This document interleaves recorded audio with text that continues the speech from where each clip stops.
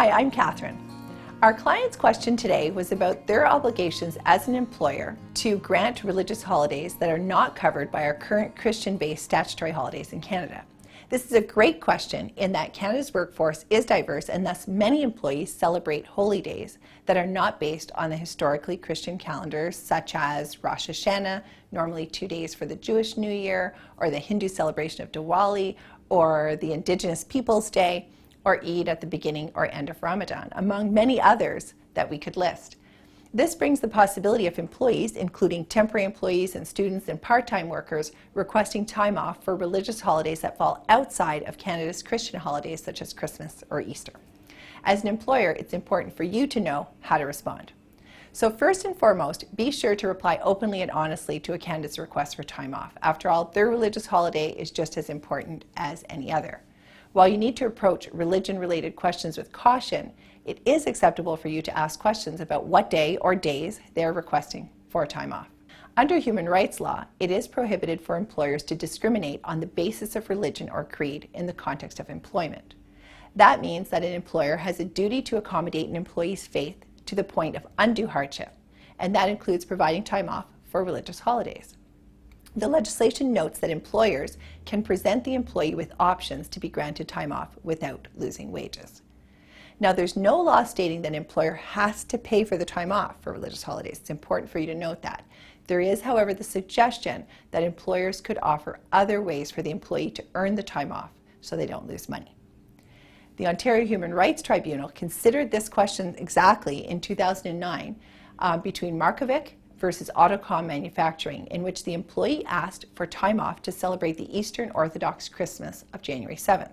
The employer, Autocom, offered options for the day off without pay, or they also offered the employee to make up the time by working at another time. The employee, Markovic, challenged the unpaid time, stating that the duty to accommodate required the employer to pay him for the day off. The tribunal ruled against that argument. The tribunal found that an employer does not have to pay employees for not working, but can instead offer options for observing the holiday without loss of pay by making up the hours. Now, the tribunal suggested that an employer is to design their workplace in a way that recognizes differences in religion and mesh its workplace rules to the needs of a diverse workforce, including options for scheduling changes. So let's recap. An employer must grant the time off for the religious holiday. An employer does not have to pay for the holiday. An employer can and should offer a way for the employee to earn a paid day off to put toward the religious holiday or possibly change their schedule. An employer can pay for a religious holiday if they choose to. An employer cannot expect the employee to use a vacation day for their religious holiday. An employer also cannot get upset with the person asking and taking the religious holiday or view it as a performance or reliability issue. For temporary employees who take a religious holiday, we will offer our clients a replacement for the day if they need it. We will ask if it's possible for the employee to bank hours in the weeks prior to the holiday, or we'll ask for scheduling changes if it's possible. It's important for us and all employers to put a short note together by email to confirm the date or dates requested and how the time off will be addressed either as unpaid time, earned time, or any other arrangement. Now, as a side note, it's best for a manager not to add personal commentary to an employee's request for a religious holiday. Instead of blurting out facts or opinions on a given religious holiday, you're better not to comment, since some religious holidays might have more negative connotations, others might be more positive, and avoid going too deep into questions about the employee's personal beliefs and their customs, as these might be very personal and even very private.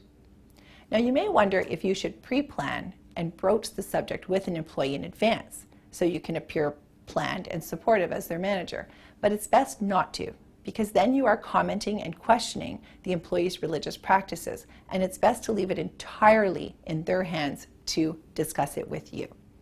To be prepared as a business, it may be wise to have a calendar on hand with all of the religious holidays that could be requested. This may help you plan for your internal productivity, and before granting vacation or other leave to other employees, you can see what may be coming up. You can reach out to us for this year's calendar of holy days. So the appropriate approach to a religious holiday makes the employee feel supported and promotes respect and inclusion. We hope today's video was helpful.